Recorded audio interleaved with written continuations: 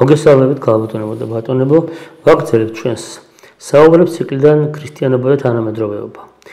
მოგესალმებით ჩვენ რამდენიმე გადაცემა უკვე ერთგვარ ბლოკს მივყვებით, ეს არის ბლოკი დაბრუნება, ან აქ უნდეს და უმეტესი აქ უნდეს და ვსაუბრობთ იმაზე, თუ როგორ ხდება თანამედროვე საზოგადოებაში შეხსენება იმისა, თუ ვისგან ვართ და ვისკენ უნდა მივულტოდეთ, ან ზოგ შემთხვევაში ცდილობა რომ არ გვახსოვდეს ვისგან ვართ და ვისკენ მივულტოდეთ, არამედ რაღაცა ყალბი ღირებულებების, ყალბი ორიენტირების მიმართ იყოს ჩვენი ლტოლვა. ვისაუბრეთ იმაზე, თუ რა დაკარგა კაცობრიობა, როდესაც 60-დან იქნა ის გამოდევნილი.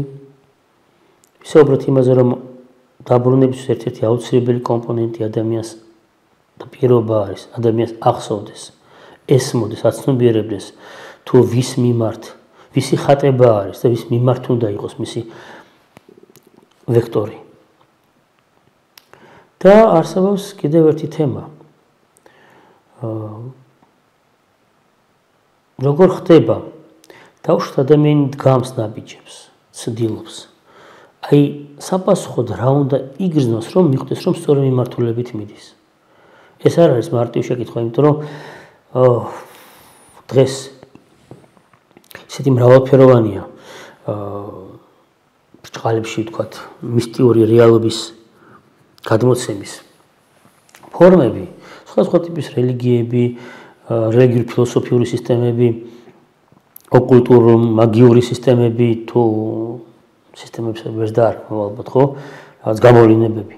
რა ხდება ახლა აქ? ერთ-ერთი მარტივ მაგალითს მოვიტანთ წმინდა წერილიდან, გაგახსენოთ რა ხდება. 30 საუკუნის წინ ისრაელმა ითხოვა, რომ ყოლდა მეფე. და თუ კი მანამდე ერთგვარი ქარიზმატული ლიდერები ყავდა ისრაელს, მოსეს შემდეგ, ისუნავესძის შემდეგ, ეს მსაჯულები, დაახლოებით 300 წლიანი პერიოდია ისრაელის ისტორიისა, მსაჯულთა მმართველობის პერიოდი.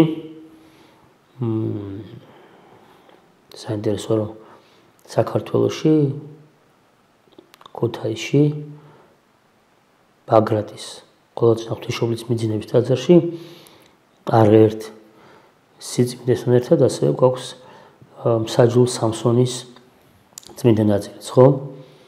ესეთი. შეგვიძლია მივიდეთ და ვემთხვიოთ აი ამ განსაკუთრებულ სიწმინდეს, განსაკუთრებული ქარიზმატული წინააღმდეგობებით ახსავსე, მაგრამ საოცარი პიროვნების წმინდა ნაწილი გვაქვს, რომელიც წმინდანია, ბუნებრივია, წმინდანი და შერაცხილი წმინდა სამსონი. და იმ მსაჯულების შემდეგ მოდის მეფეთა პერიოდი. როდესაც მეფეები უნდა შემოსულიყვნენ, უფალმა დართონება, წინასწარ მეტყველდა მსაჯულ სამუელს, რომ მეფე ამოერჩია, მეფე ეკურთხებინა, და ხდება ესეთი მომენტი, ის გაიცნობს ვინმე საულს, ბენიამინის ტომიდან, კისის ძეს. საულიმეც კარგი შვილია, მამის ლამაზი ახნაგობის ათლეტურის ახოვანი ადამიანია. მდიდარი მამის შვილი იყო, დღეს ეგეთ მდიდარ ხალხს ალბათ ოლიგარქს დაარქმევდნენ, მდიდარი მამის შვილი იყო, ეძებდა მამის ვირებს, თუმცა მამას ჰყავდა ბევრი მსახური, მაგრამ ეს წამოვიდა მამის ვირების აძებნელად. მაქსიმალური ადამიანური თავისი რესურსი დახარჯა, ვერ შეძლო, შემდეგ მიმართა წინასწარ მეტყველს, საჯულს, სამუელს და სამუელს ღმერთი უცხადებს, რომ აი ეს ადამიანი იყოს მეფე. და იქ მომენტია, როდესაც სამუელი მას სცხებს ზეთს. მოგესალმებით, წმინდა სამუელი გამოიხატება ხოლმე ყანწით ხელში. არა იმიტომ რომ განსხვავებული ძმა უყვარდა, წმინდა სამუელს უჭერავს ხანს, იმიტომ რომ ეს იყო მაშინ ჭურჭელი. დღეს რომ თქვენ გაქვთ ოჯახებში პლასმასის ჯერდი ბოთლები ან რამე მსგავსი მათარები ესეთი ბევრი არ იყო, ყველაზე მარტივი ეს იყო ყანწი, მაშინ ასხამდნენ სითხეს, მერაფარავდნენ ტყავს, ცვილით გმანავდნენ, რომ არ გადმოღვრილიყო და ასე შემდეგ. ანუ ეს ყანწი წმინდა სამუელ წინასწარმეტყველის იკონოგრაფიაში არის სწორედ მცხებელის ნიშანი ის, რომ მან სცხო მეფე საულს, შემდეგ მეფე დავითსაც, ხო?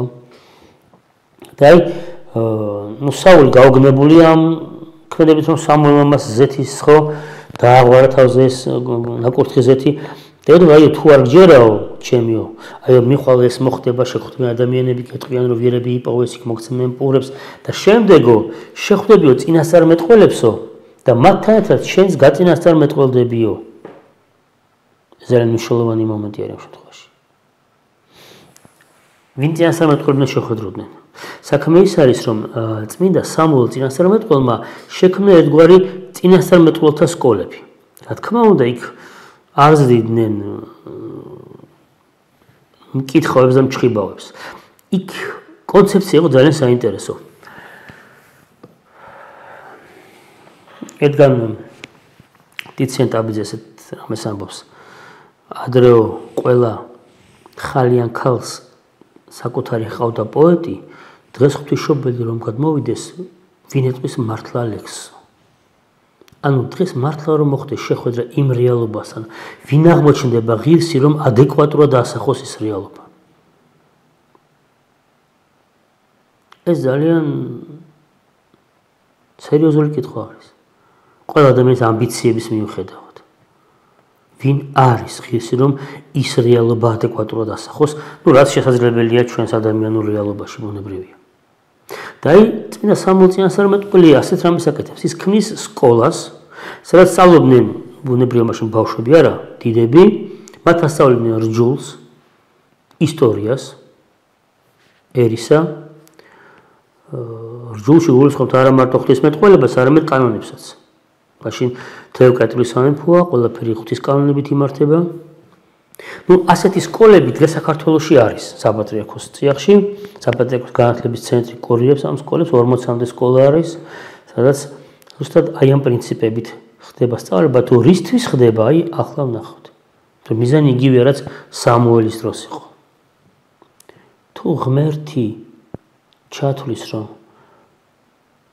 მას ნებავს გაუცხადოს ადამიანებს რეალობა რომელიც ჩვენგან დაფარულია შევახსენებთ ბიბლიური ტერმინი ეს ნაბი და ძველი როე რაც იყო ხო ჭურეტელი არ ნიშნავს ადამიანს რომელიც წინასწარმეტყველი როგორც აი მომავალში რა მოხდება გეტყვი ეს არის ის დაფარულს ხედავს დაფარულს მომავალშიც და მომავალი დაფარულია ყველასთვის ამიტომ აირჩა ტერმინი წინასწარმეტყველი რომ აბსოლუტურად დაფარულის გაცხადება შეუძლია დაფარულს აზმყოშიც აი ახლა რას ფიქრობთ გულში ვინ იცის მხოლოდ მას შეიძლება იცოდეს და დაფარულს წარსულშიც მოსე ჩვენ გვიცხადებს როგორ იქმნებოდა სამყარო გადიდა 1000 წლეულები მის დაბადებამდე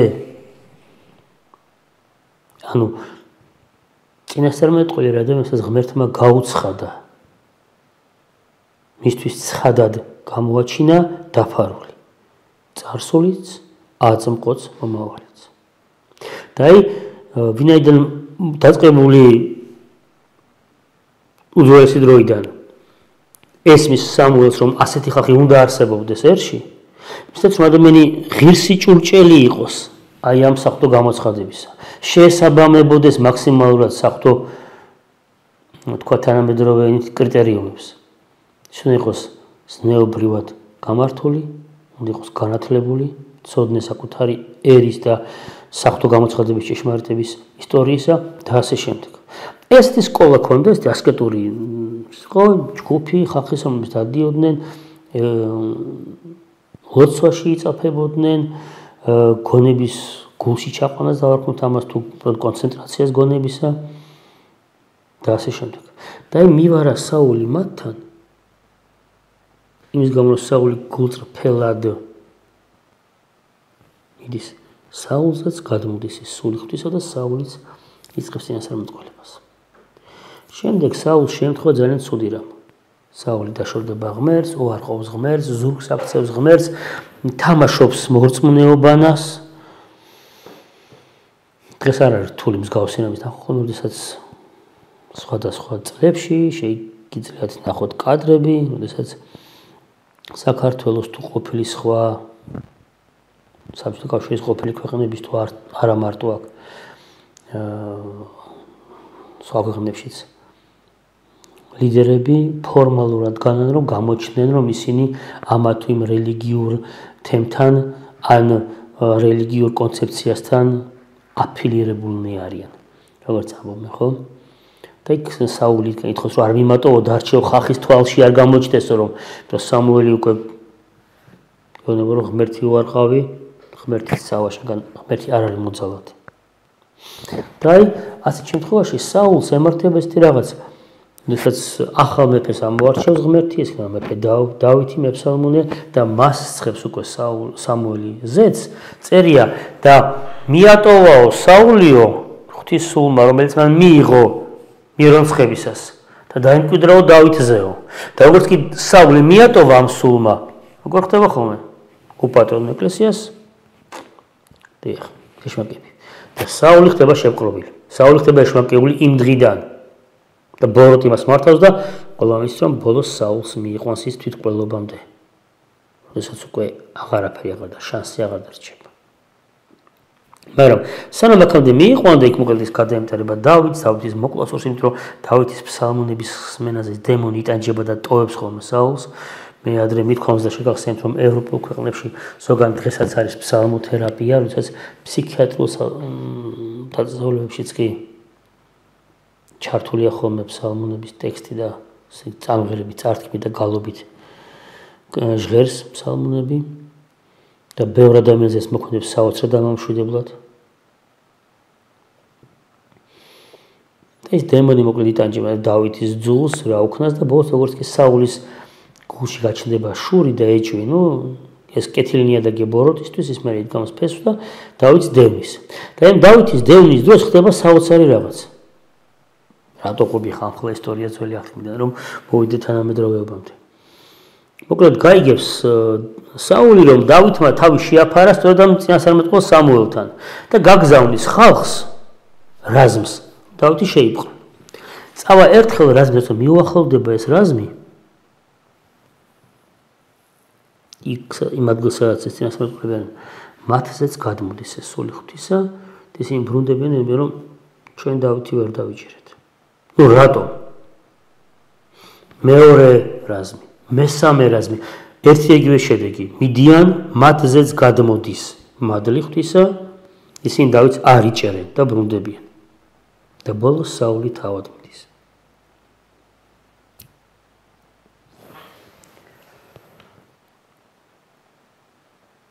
საული რომელიც ეშმაკეულია შეპყრობილია და უცებ საული უახლოვდება რა საულზეც გადმოდის მადლი ღვთისა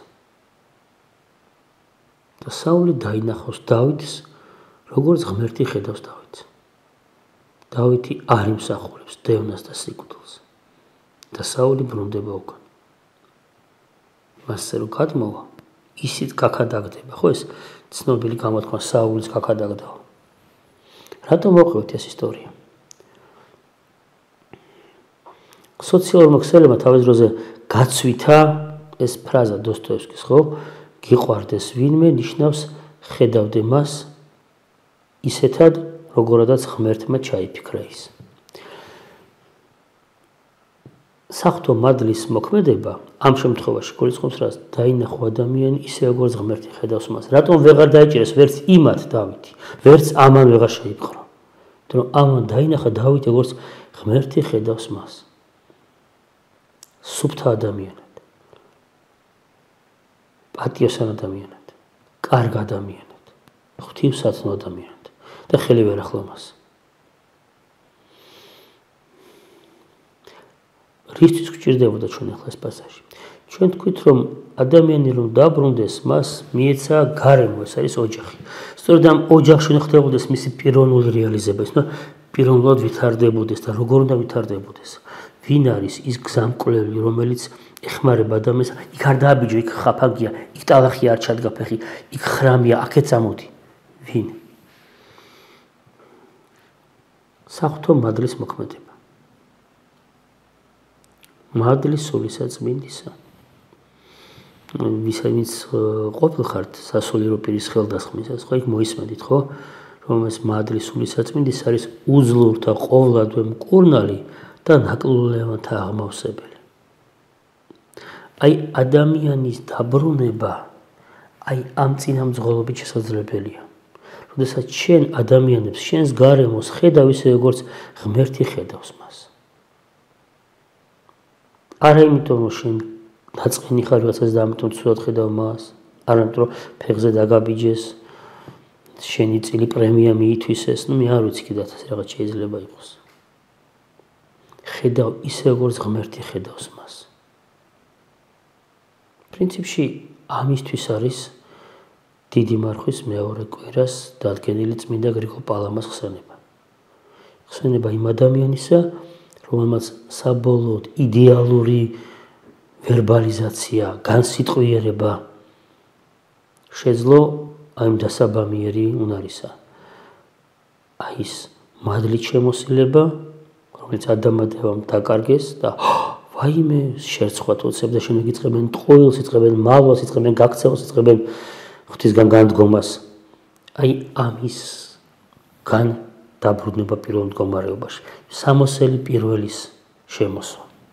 აი ეს არის პრინციპში ერთ-ერთი უაუცილებელესი, თუ ფილოლოგები არ დაგუძრახავენ ასეთი ხელოვნური ფორმისთვის, აუცილებელი კომპონენტი, ფორმა დაბრუნებისა.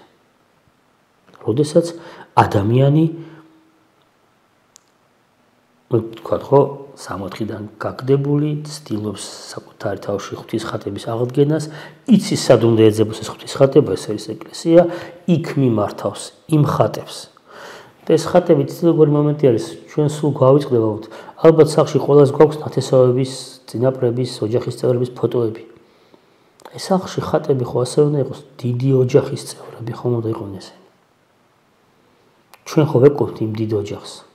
გახსოვთ როგორი წესი იყო, როდესაც არისტოკრატიული ურთიერთობები იყო ეს დავუშვით იმას ადამიანი, რომელიც აცხადებდა, რომ რომელიმე დიდებული არისტოკრატული ოჯახის წევრის უკანონო შვილი იყო და მას სურდა მიიღო გვარი. როგორ ხდებოდა ამ გვარის მიღება? ის მამა აღარ არის ცოცხალი. თუ ყავდა იმ ადამიანს მემკვიდრე კანონიერი შვილი, იმ გვარის მატარებელი, მას შეეძლო მიეცა ამისთვის გვარი.